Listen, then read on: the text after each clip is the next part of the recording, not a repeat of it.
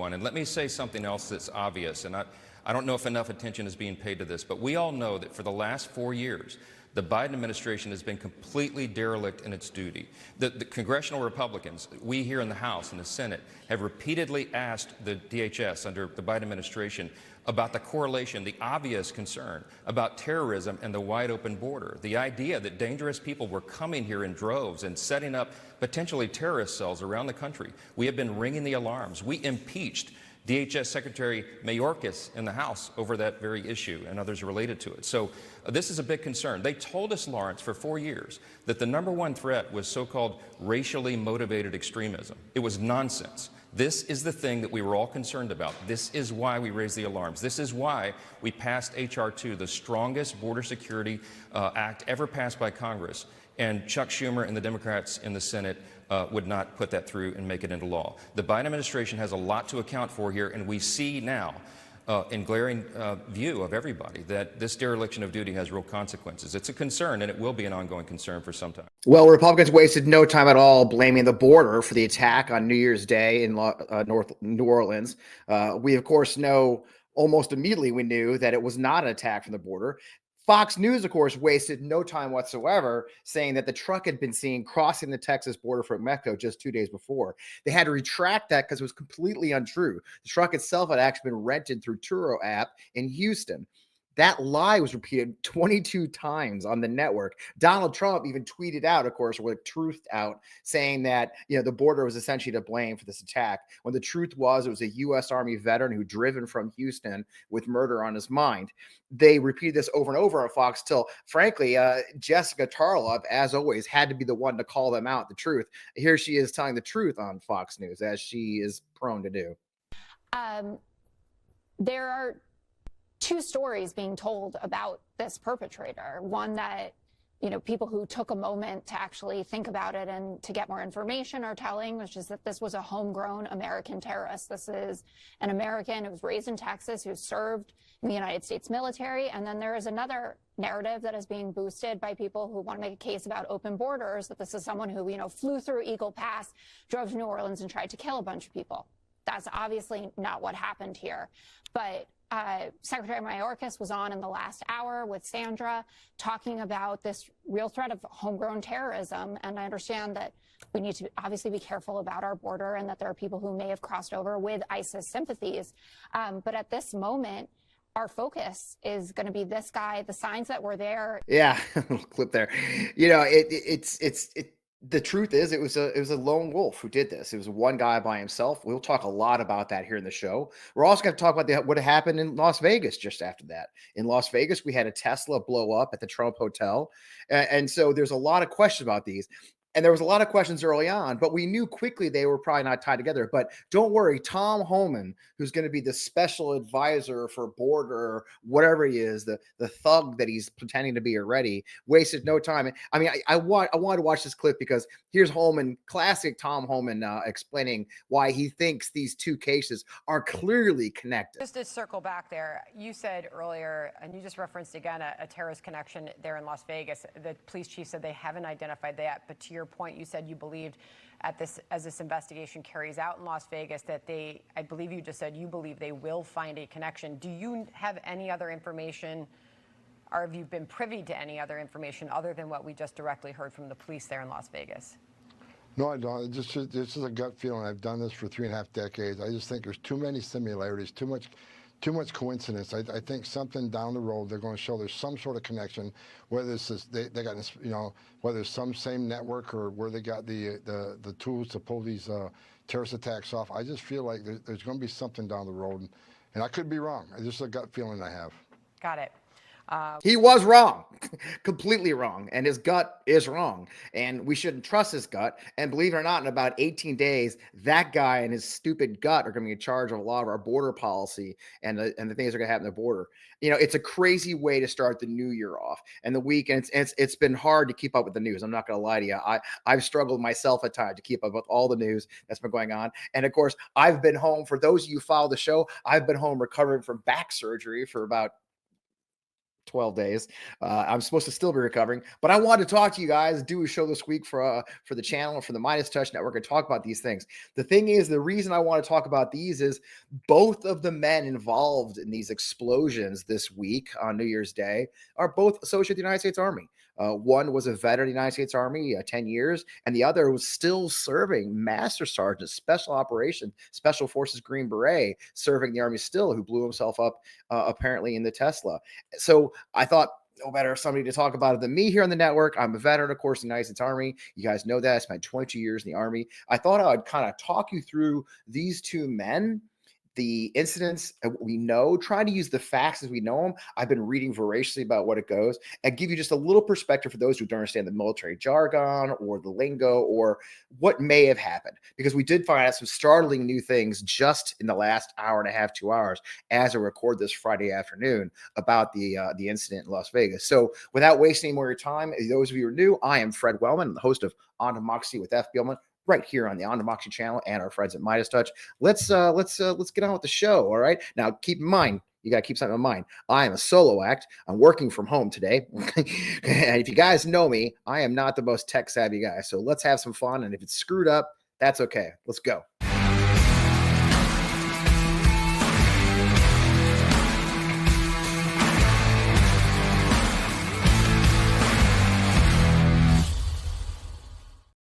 Man, welcome. As I mentioned, I am Fred Wellman, host of On Democracy with FB Wellman, right here in the Midas Touch Network. I'm glad to have you. Hey, as always, I'd love to ask you up front for a change. Can you do me a giant favor? Hit subscribe if you're on the On Democracy channel, YouTube, or if you're on Midas Touch, of course you should be subscribing already. But also, if you really prefer to get our show in audio, we are on all the audio platforms: Apple, Spotify, Google, Amazon, wherever you can find your podcast, you can find us. I don't think I mentioned that enough. So I just wanted to make sure you knew about that. In the meantime, let's get on with the show. So it has been a crazy couple of days. We woke up New Year's Day to hear about this horrifying attack in New Orleans. I've spent time on Bourbon Street. It's a great place to hang out. Wonderful restaurants, people hanging out, celebrating the new year.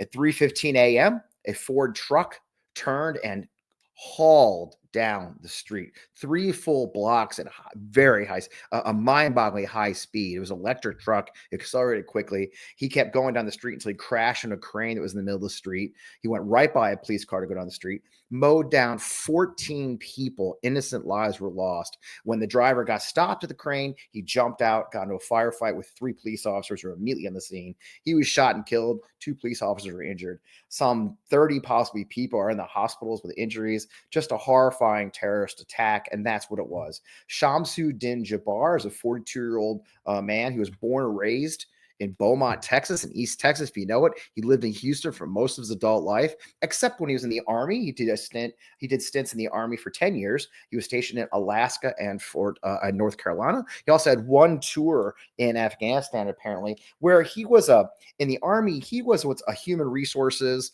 and an information technology tech. He was not a combat soldier in the sense of going out on patrols or convoys. His commander, I don't have the tweet, but his commander actually posted a tweet that had commanded him in Afghanistan, saying he was a great soldier in Afghanistan, that he had maintained the morale of the unit with his professionalism. He actually handled the mail. Okay. He was the mail clerk for their unit in Afghanistan. So he probably likely didn't see combat. We may find out more. I could be wrong. The one thing about our modern wars, if you guys understand, there really wasn't a front line in Afghanistan or Iraq. And some of those dangerous conditions you ran into were the guys running to go get your mail at the headquarters with convoys and everything else they had to do. So it's not, I try to be very careful what I say about combat experiences. Some of the most dangerous things I faced in my 4 combat tours weren't in the cockpit. The 2 tours where I was in the cockpit of the helicopter getting shot at, it was actually going on convoys back and forth in the green zone. So with that in mind, I don't try to characterize his military service. But having said that, he also did not suffer any combat wounds or get any usual awards that go with being, action, kind of like the Army, the combat action badge. The combat action badge denotes guys who've been in firefights. Shamsuddin Jabbar did not have those. So, he had originally attempted to enlist in the Navy in 2004, never shipped. He went to the Army from 2007, 2015. He joined the reserves till 2020. Honorable discharge as a staff sergeant. by all measures, he had a decent Army career. He did leave and got the GI Bill. There was no reports. There was an interview did in 2017 saying that he was frustrated with the GI Bill, the processing of the GI Bill, that the VA and all the paperwork of the VA didn't mention any kind of PTSD or that he was seeking treatment for mental health at the VA, just the GI Bill, which worked. He did end up getting his degree from Georgia State University. He has an associate degree from Central Texas University, which he college, which he probably got while he was in active duty. Both degrees that he have are related to computer science and information technology. But here's where it really gets interesting. By all measures, he had a successful professional career. He worked for the big consulting firms, Accenture. He worked for, I think, Deloitte for a while. That Deloitte was his last job he was in. Accenture, Ernst & Young, and Deloitte was his last job. So professionally, he was climbing the ladder. He'd also owned a real estate business. There's some videos online of him talking about his real estate business in 2020, which apparently did fail, which leads to where we are. He was married previously when he was younger. That marriage had failed, and he had kids from that marriage. Then he married again a second time and was divorced in 2022.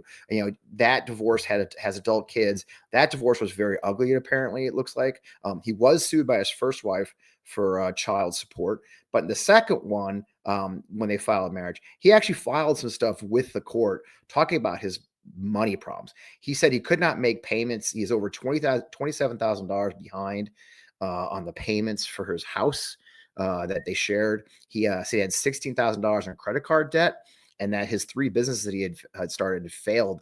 The realtor business costing him $28,000 in loss. That's a lot of debt if you add all that up. He was ultimately at word to pay his last wife $1,300 a month in child support.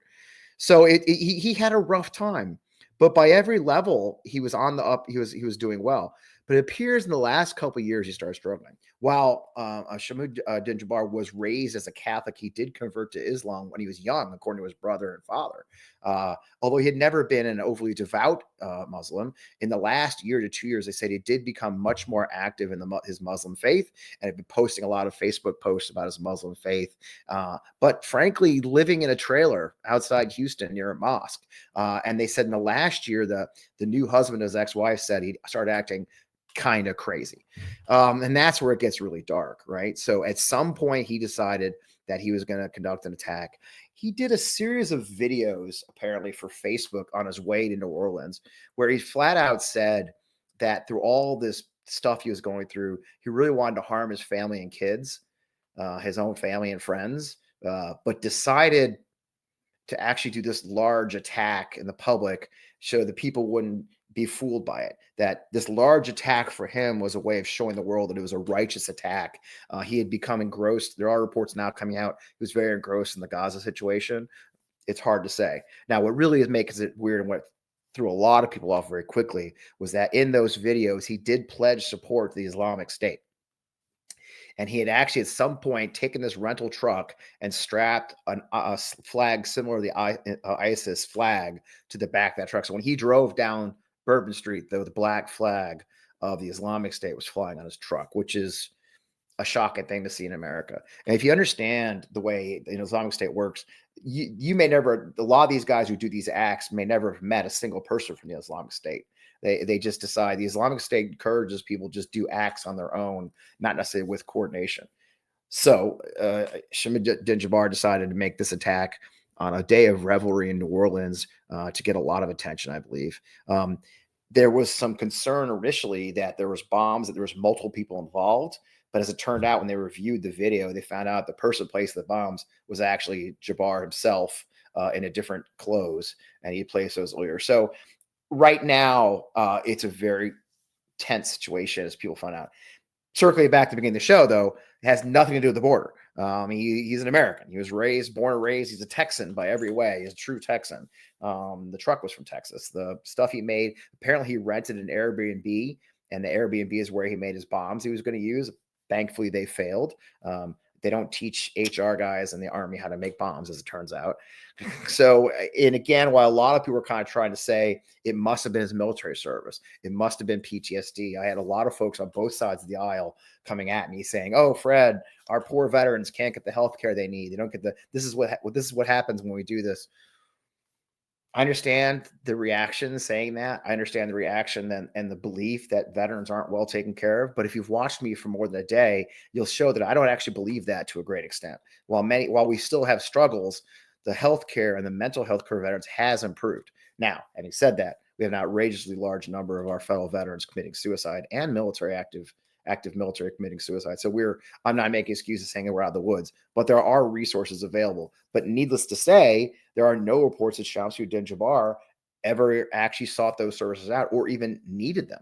By all reports, his neighbors were saying he's a regular, normal guy. His own brother said they were talking on the phone not weeks ago about how his dad was doing, recovering from therapy from a recent surgery. So it's hard to sit here and say that it was due to his military service, while a lot of people want to project that onto it. Having said that, let's turn to Las Vegas. And here's an ABC report on the Las Vegas attack, or, well, I don't even want to call it attack. Let's watch.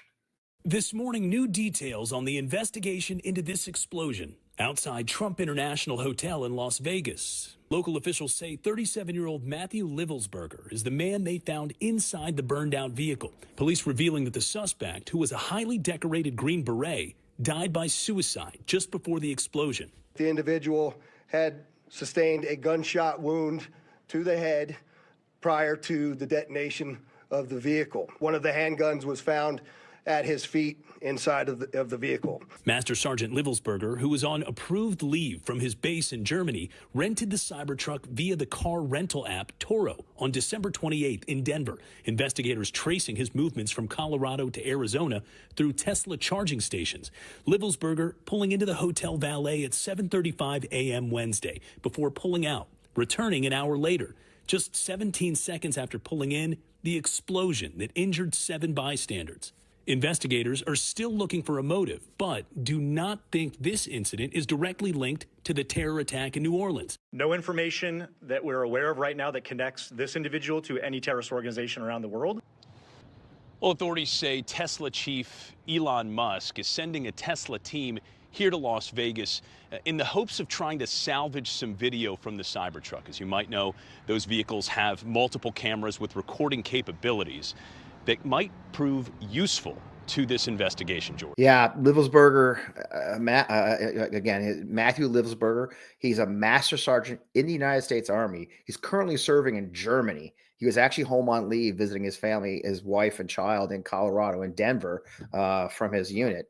Apparently, his work lately has focused on Ukraine and drone technology in Ukraine. He told people in text messages he was actually building drones. It was very cool.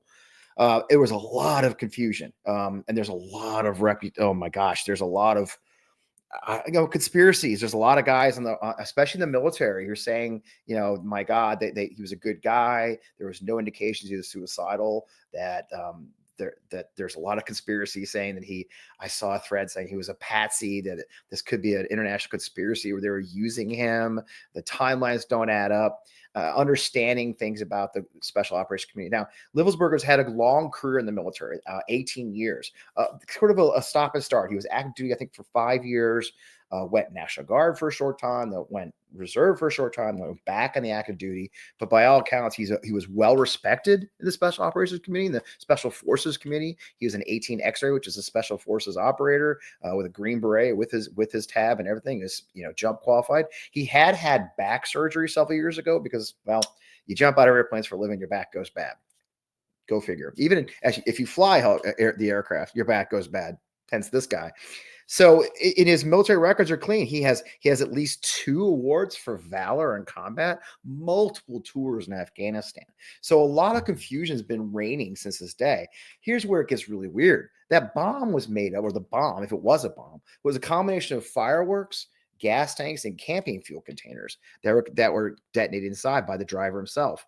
He purchased a Desert Eagle handgun, which the Desert Eagle is a very big gun. It's 45 caliber, 50 caliber. I think this was actually 50 caliber, believe it or not, which is a hand cannon by every measure. The Special Forces community has been sort of mocking that the last person on earth who would buy a Desert Eagle is an actual special operator, because it's such a hand cannon. It doesn't shoot well. It's not necessarily accurate. He also had a long gun. You could see in the burned an AR style rifle in the vehicle.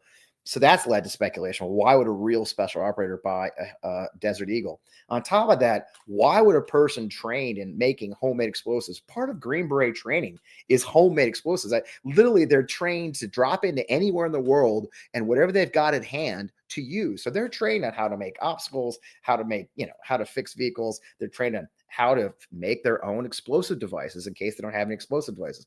They can make bombs. I mean, unlike Jabbar, who was an HR guy, this guy was a real live combat guy who had real live experience and training in making bombs. So people can't understand why the bomb was so real, not real. It was fake almost. It was sort of the idea of a bomb, right? Gas, and they don't blow up loud. They don't cause explosions. They cause noise and smoke. Well, that's what's been going on for a couple of days now. And then just today, we heard two big stories. In the morning, we woke up, and it turns out he had been texting with a bunch of his ex-girlfriends on the trip when he left Denver. If you notice the route they showed on ABC, he took sort of a circuitous route to get to Las Vegas. The most direct route would have cut a whole day off, basically, at least if he had taken it, but he didn't. He took the indirect route, and that indirect route is what, it confused a lot of folks, right? It's like, why did he take that route? Why would he not go there directly? Why was he talking to so many people? And one of the women he was talking to was a former girlfriend from almost a decade ago, and she told the paper that when they were dating, he admitted to having multiple concussions from combat, and that for her work, she worked actually as a nurse with traumatic brain injury soldiers, patients, and she recognized that he had many of the symptoms of traumatic brain injury, TBI. Now, TBI is one of the most insidious injuries of our war on terror. Many of us call TBI the signature wound of the global war on terror of the last 20 years. And that comes from it. You don't actually have to get blown up or injured by a bomb, but being in the area of an explosion, be it incoming mortars, be it an IED going off on the vehicle in front of you, be it just outgoing artillery rounds, that repeated injury to the brain, of rattling the brain, causing multiple small concussions, have dramatic changes on the human brain. And we're learning a lot about that in the last 10 to 15 years. One of those changes can be things that look like somebody going kind of crazy. They do cause psychiatric problems. They cause mental health problems. It causes depression, is a major symptom of TBI. Matter of fact, it came out today that the Army said that that Livelsberger had actually been diagnosed with depression just a year ago. And although he wasn't diagnosed as having any suicidal tendencies by the doctor, you can go from there. But here's where it gets kind of interesting, is the story that came out literally just hours ago. So as it turns out, Livelsberger sent, let me bring this up. I'm not gonna leave it up for long because it's kind of crazy. But Livelsberger used a Proton Mail account to email several people, to include the media, with a long diatribe.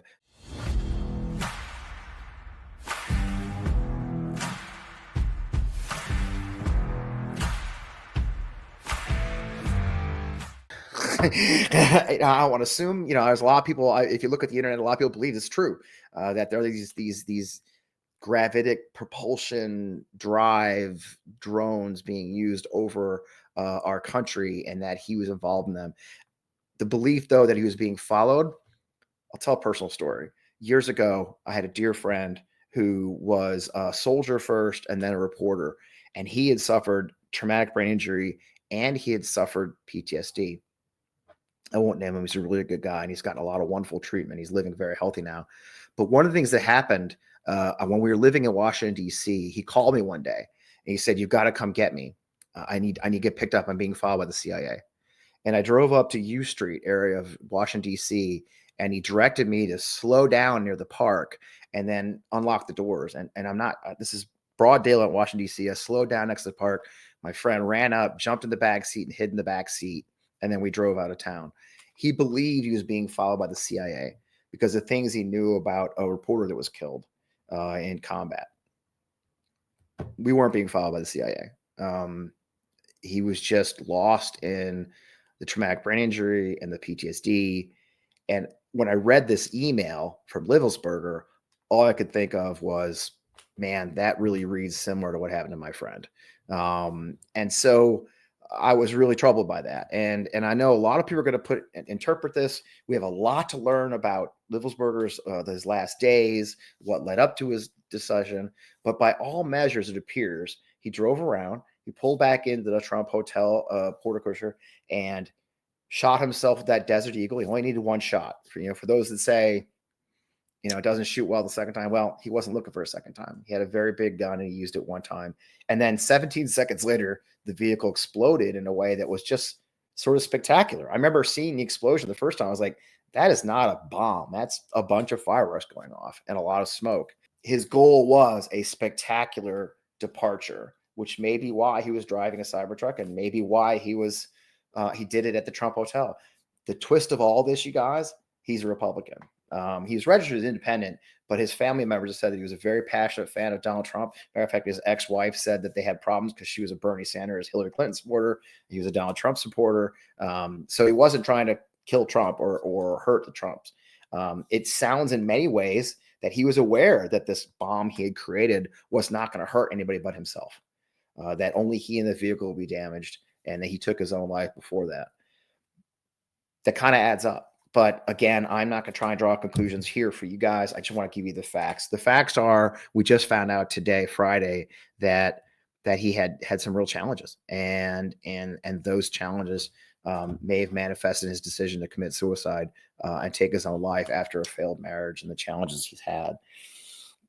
I guess the lesson for me, for you guys, as we wrap this up, is there's a lot of folks jump to conclusions, and both sides are kind of guilty of this, guys. We have to admit to ourselves that we both kind of do it.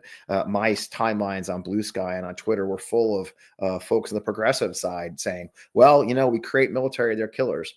A startling and shocking report came out today. That is a research report came out, and I'm not going to show it. It's really not for this show. That does show, and I have to check it, that the majority of many of the mass shootings and incidents that have occurred since 2011 were from veterans. There's no reason to believe we don't have a problem. Our community does have a problem. Our community does have a problem with untreated mental illness, mental health. Our community does have a problem with our passion for guns and how that manifests. So I can't blame the military, but I can't not blame the military, right? And what we do. There is mental health available, but you have to understand, a special forces master sergeant is a very senior guy. He was at the 18-year mark, so he couldn't even retire for 2 more years. There's a lot of stigma in the combat arms branches against going for mental health treatment. I'm sure it was a big deal when he decided to go get diagnosed with depression. And it may be why he wasn't on a special forces team, but was working Ukraine on drones instead of in the special forces, directly in the special forces team community. I don't know. They do that too. I mean, they train our allies. So there's no reason to say he wasn't working within his what we call military specialty. Having said all that, there's a lot of similarities, a lot of differences. And we don't want to jump to the conclusion like the Republicans have, that it's the border. It's the evil. It's the Dems. Biden had nothing to do with this, I don't believe. On the other hand, we don't want to jump to the conclusion that, all veterans are broken. All veterans are crazy. By every measure, it seems like Jabbar his struggles had nothing to do with his military service and more to do with his divorce, his financial problems, and his religious beliefs. So you got 2 men. One may have been because he was a military veteran or struggles with his military health. Another may have not been. So the cases are similar in the sense that they were both associated with the Army. They both did it New Year's Day. They both did it very publicly and got a lot of attention. And both vehicles were rented from the same app. But from there, the similarities really disappear. So I would urge us to not jump to conclusions. And I urge that at this moment, because in 2.5 weeks, 3 weeks, Donald J. Trump takes over the administration, and we're going to be fed a lot of bullshit. They're going to feed us lies. They're going to manipulate numbers. We know with Schedule F, one of the big concerns, an article came out this week saying that the statisticians that work for the United States government are worried that you can never be able to trust U.S. government statistics if they replace all these professional statisticians with his people. So we are, as intelligent Americans, are going to have to be very discerning on what we believe and discerning what we hear and discerning in the facts, and not jump to conclusions that are framed in the lens of our politics. because if we do that, we're going to spend a long 4 years, one, attacking each other, two, believing in things and actually hurting the people who could be allies or people who just need help. So with that, I won't op-ed too long. Like I said, as I mentioned before, I appreciate you guys joining me. I want to get a show out, even though I'm still recovering from surgery. My back's still kind of messed up. I'm not gonna lie to you. I had a little setback today, but I'm back in the saddle for a short time at least. We've got a lot of exciting new things coming on the On Democracy channel. We'll be announcing those the next couple of weeks. I can't wait to tell you about those. And a lot of things, as always, Midas Touch is your source for the news you can trust and independent news, pro-democracy. In the meantime, I hope you'll join us. I hope you'll subscribe here. I hope you'll subscribe to the fpwellman.substack.com. Our Substack is doing really well right now. I'd love to have you join our Substack community. But again, check out Apple or Spotify if you want to listen to our show while you're on the road. But in the meantime, it's an exciting time to be American. We've got a lot of work ahead of us. Mike Johnson just won the speakership over again, and we're going to have to hang together and fight back. But I know we can do it together. We'll do it in the new year. We'll do it in the new administration. We'll go back to fighting like we always have because our democracy is worth it. So with that, thank you. Be sure to like, share, subscribe, and finally, leave comments. I love talking to you guys in the comments. I'll be sure to check in. As you know, I'm laying around a lot because I just had back surgery, as I mentioned. So I'd love to hear from you in the comments. So say hi in the comments. Be sure to leave a like and a subscribe. And I will see you next week. I am Fred Wellman right here on the On Democracy podcast. We'll see you again soon.